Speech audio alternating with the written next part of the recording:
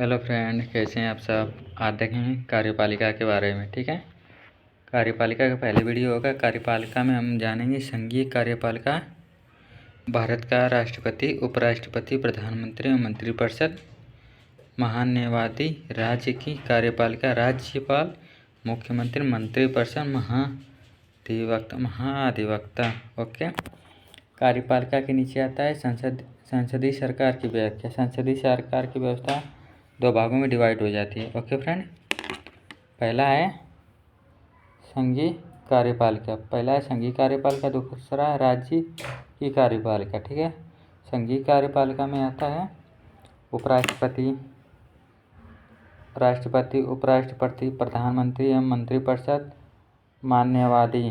ठीक है, राज्य की कार्यपालिका में आता है राज्यपाल, मुख्यमंत्री, मंत्रिपरिषद, महाधिवक्ता। ओके,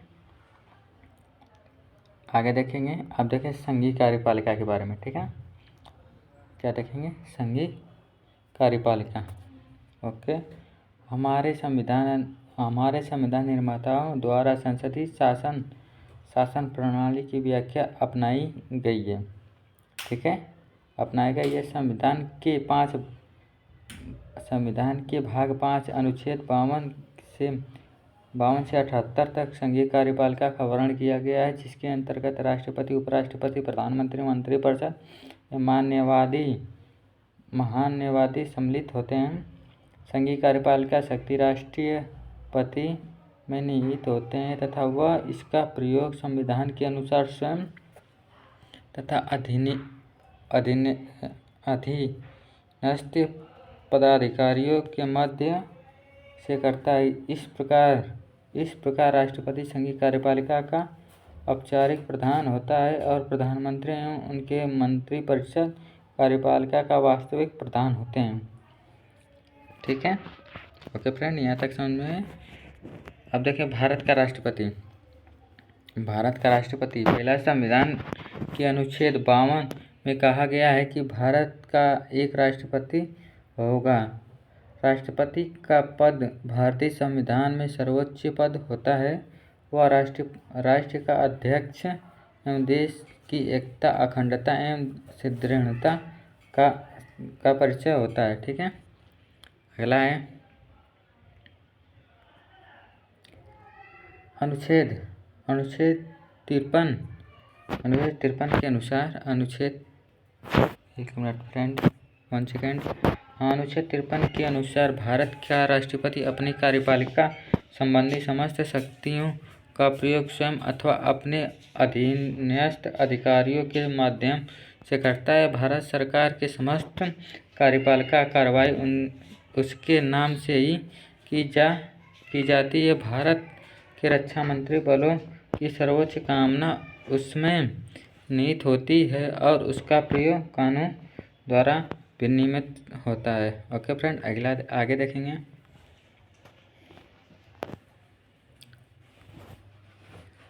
अगला है राष्ट्रपति का निर्वाचन अनुच्छेद 54 के अनुसार। ठीक है, देखते हैं। अनुच्छेद 54 के अनुसार राष्ट्रपति निर्वाचन अप्रत्यक्ष रूप से एक निर्वाचन मंडल के सदस्यों द्वारा किया जाता है, जिसमें संसद के दोनों सदनों के निर्वाचित सदस्य तथा राज्य विधानसभाओं तथा 17वें संविधान संशोधन 1992 के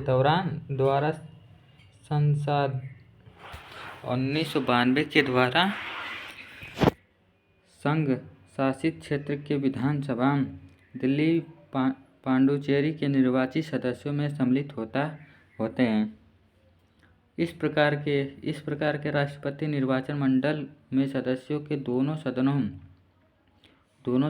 के मनोनीत सदस्य, राज्य विधानसभाओं के मनोनीत सदस्य, राज्य विधान परिषदों जहाँ द्विसदनीय विधायिका हो के निर्वाचित एवं मनोनीत सदस्यों और दिल्ली पांडुचेरी विधानसभा के मनोनीत सदस्य राष्ट्रपति के निर्वाचन में भाग नहीं लेते हैं।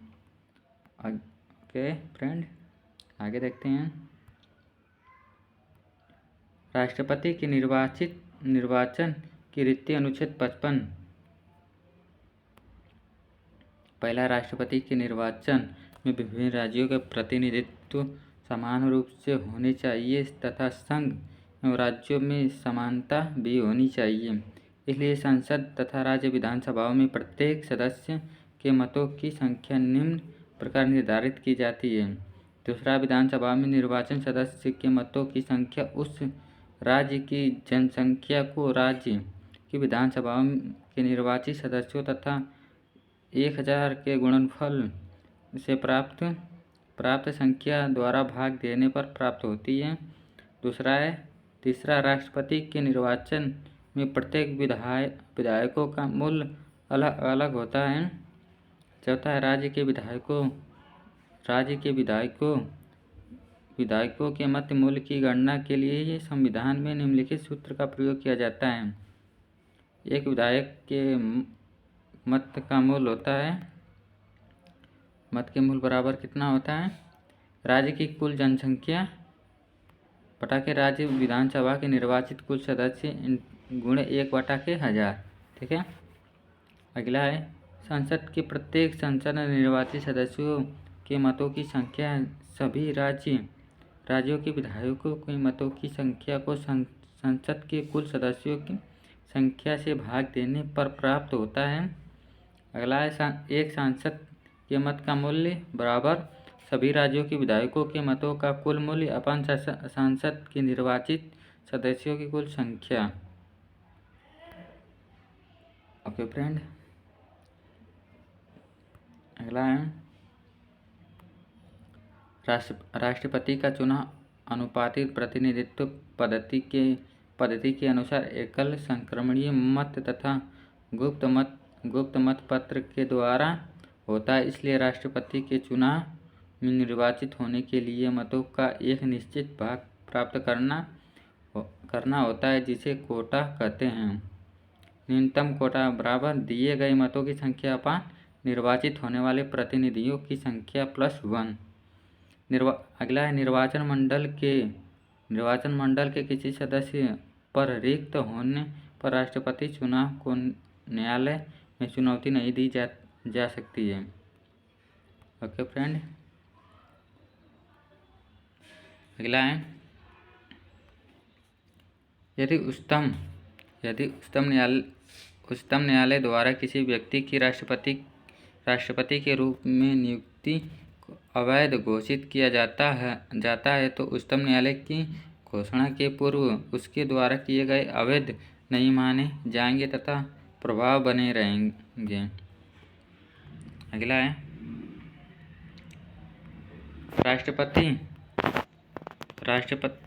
राष्ट्रपति की पदावधि अनुच्छेद 56 के अनुसार क्या होता है, राष्ट्रपति की पदावधि उसके पद धारण करने की तिथि से 5 वर्ष तक होती है।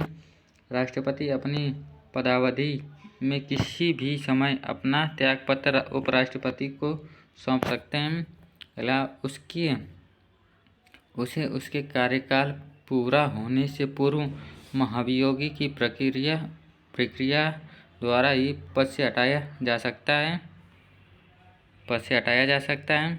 अगला है, राष्ट्रपति पद पर रिक्त होने से स्थित तब तक वह अपना उत्तरदायित्व निभाएगा जब तक उसकी उत्तरदायित्वता राष्ट्रपति का पद न धारण कर ले। 5 वर्ष के कार्यकाल के उपरांत भी। अगला देखेंगे, राष्ट्रपति का पुनः निर्वाचन अनुच्छेद 57 के अनुसार। इसमें क्या होता है, भारत का राष्ट्रपति 1 से अधिक बार भी निर्वाचित हो सकता है, क्योंकि संविधान में ऐसा कोई उपबंध नहीं है जो राष्ट्रपति के पुनः निर्वाचित होने पर रोक लगाए। नोट, अमेरिका का राष्ट्रपति 2 बार से अधिक निर्वाचित नहीं हो सकता है, लेकिन इंडिया में ऐसा नहीं है।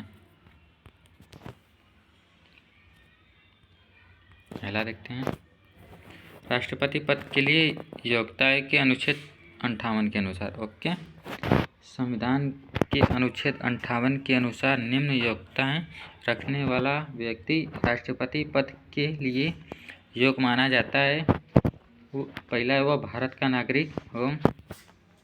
वह 35 वर्ष की आयु पूर्ण कर चुका हो, वह लोकसभा का संसद निर्वाचित होने की योग्यता रखता हो, केंद्र सरकार या राज्य सरकार या स्थानीय प्राधिकरण में या किसी सार्वजनिक प्राधिकरण में लाभ के पद पर न हो।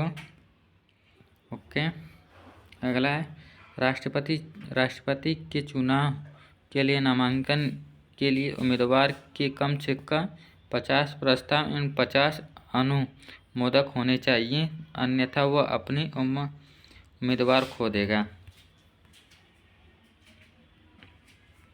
अगला देखते हैं। प्रत्येक उम्मीदवार भारतीय रिजर्व बैंक या सरकारी खजाने में 15,000 जमानत राशि के रूप में जमा करेगा। यदि उपराष्ट्रपति उम्मीदवार कुल डाले गए मतों का 1/6 भाग मत प्राप्त नहीं करता है तो उसकी जमानत राशि जब्त हो जाती है।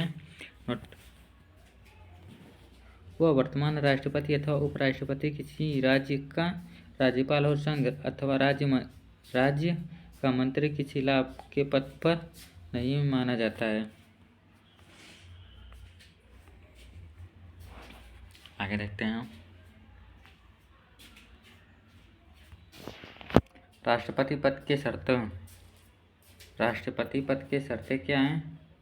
अनुच्छेद 59 के अनुसार, संविधान के अनुच्छेद 59 के अनुसार राष्ट्रपति के पद के लिए निम्न शर्तें निर्धारित की गई हैं। पहला, वह संसद के किसी भी सदन अथवा राज्य विधानमंडल का सदस्य नहीं होगा। यदि कोई ऐसा व्यक्ति राष्ट्रपति निर्वाचित होता है तो उसके पद ग्रहण करने से पूर्व सदन से त्यागपत्र देना होगा। अगला, वह अपने कार्यकाल के दौरान कोई लाभ का पद धारण नहीं करेगा। तीसरा, उसके बिना कोई क्रियाएं चुकाए अधिकारी निवास प्राप्त होगा। अगला, उसके संसद निर्धारित उपलब्धियां भत्ते व विशेषता अधिकार प्राप्त होगा। अगला, उसकी उपलब्धि और भत्ते उसकी पदावधि के दौरान कम नहीं किए जाएंगे। अगला क्या है? वर्ष 2018 में सांसद ने राष्ट्रपति का वेतन 1.5 लाख माह से बढ़ाकर 5 लाख प्रतिमाह कर दिया, 1.5 लाख से 5 लाख कर दिया।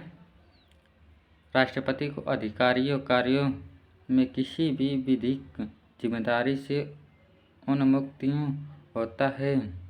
उसके कार्यकाल के दौरान उसे किसी भी आपराधिक कार्रवाई से उन्मुक्त होती है, यह तक कि व्यक्तिगत कृत्य से भी वह गिरफ्तार नहीं किया जा सकता, न कि जेल भेजा जा सकता है। परंतु 2 महीने पूर्व नोटिस देने के बाद उसके कार्यकाल में उस पर उसके निजी कृत्यों के लिए भी अभियोग चलाया जा सकता है। राष्ट्रपति पद की शपथ अनुच्छेद 60 के तहत देखते, राष्ट्रपति को उच्चतम न्यायालय का मुख्य न्यायाधीश अथवा उसकी अनुपस्थिति में उच्च न्यायालय का वरिष्ठतम न्यायाधीश शपथ दिलाता है।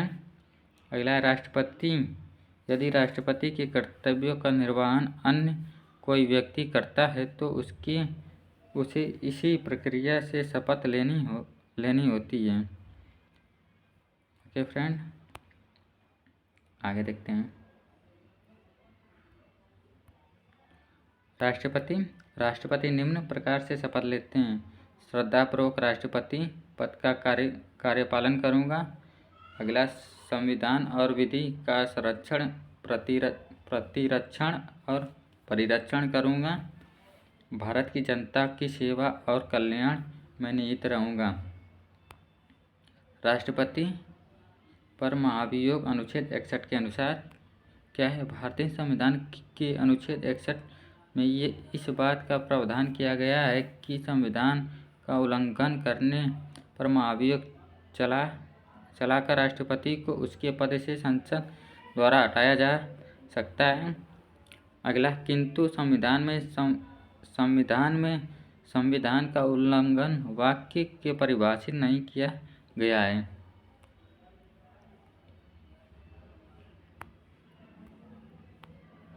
अगला है,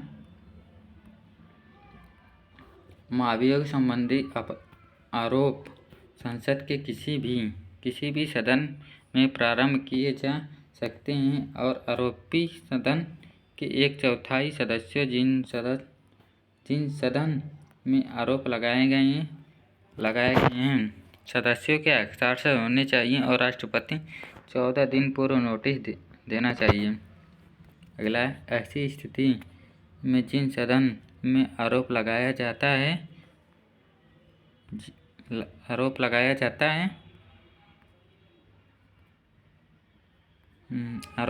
उस संसद की कुल संख्या के 2/3 बहुमत से संकल्प पारित कर अगले संसद के लिए भेज दिया जाता है और जिससे इन आरोपियों की जांच हो सके। राष्ट्रपति को उसकी उपस्थिति होने तथा अपनी प्रतिनिधित्व कराने का अधिकार होगा। अगला क्या है, यदि दूसरे दिन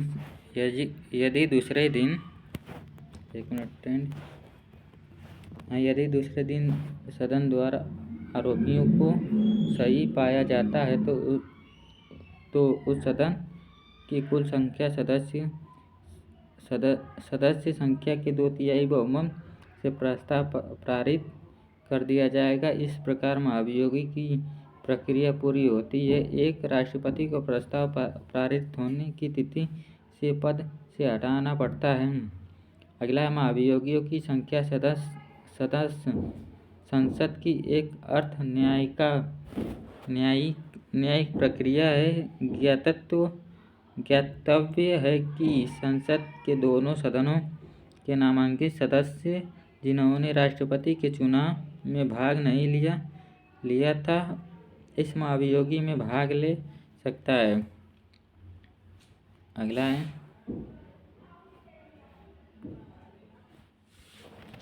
साथ ही साथ महाविधानसभाओं के निर्वाचित सदस्यों तथा दिल्ली व पांडुचेरी केंद्र शासित प्रदेश के विधानसभाओं के सदस्य इस महाभियोगी प्रस्ताव में भाग नहीं लेते हैं जिन्हें राष्ट्रपति के चुनाव में भाग लिया था।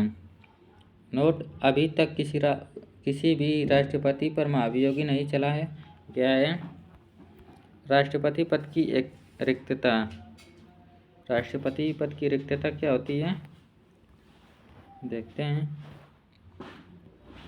राष्ट्रपति पद के निम्न रिक्त हो सकता है। पहला, 5 वर्ष कार्यकाल समाप्त होने पर, उसके त्यागपत्र देने पर, महाभियोगी प्रक्रिया द्वारा उसे पद से हटाने पर, यदि वह पद ग्रहण करने के लिए अर्ह न हो अथवा निर्वाचित अवैध घोषित होने पर, उसकी मृत्यु होने पर। ओके फ्रेंड, अगला है,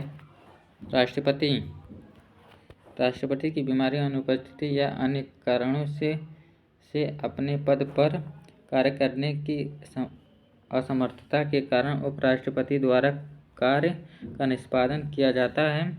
ऐसी स्थिति में उपराष्ट्रपति राष्ट्रपति के पुनः पद ग्रहण करने तक कार्यवाही राष्ट्रपति के रूप में कार्य करता है। उपराष्ट्रपति पद के रिक्तता की स्थिति में भारत का मुख्य न्यायाधीश कार्यवाह राष्ट्रपति के रूप में कार्य करता है। अगला है, भारत के मुख्य न्यायाधीश की गैर हाजिरी में उच्चतम न्यायालय का वरिष्ठ न्यायाधीश कार्यवाह राष्ट्रपति के रूप में कार्य करता है। अगला है, ऐसी स्थिति में जो भी कार्यवाह राष्ट्रपति के रूप में कार्यों को संपन्न करना है, उपराष्ट्रपति भारत का मुख्य न्यायाधीश या उच्चतम उच्चतम न्याय का वरिष्ठ न्यायाधीश, उसे राष्ट्रपति की समस्त शक्तियों और मुक्तियाँ प्राप्त होती है तथा वह संसद द्वारा निर्धारित सभी उपलब्धियाँ, भत्ते, विशेषताओं भी प्राप्त करता है। अगर वीडियो अच्छी लगे तो लाइक, कमेंट, शेयर। राष्ट्रपति की शक्तियाँ इसके आगे अगले वीडियो में देखेंगे। आज के लिए बस इतना ही काफ़ी है। Like, comment, share and subscribe.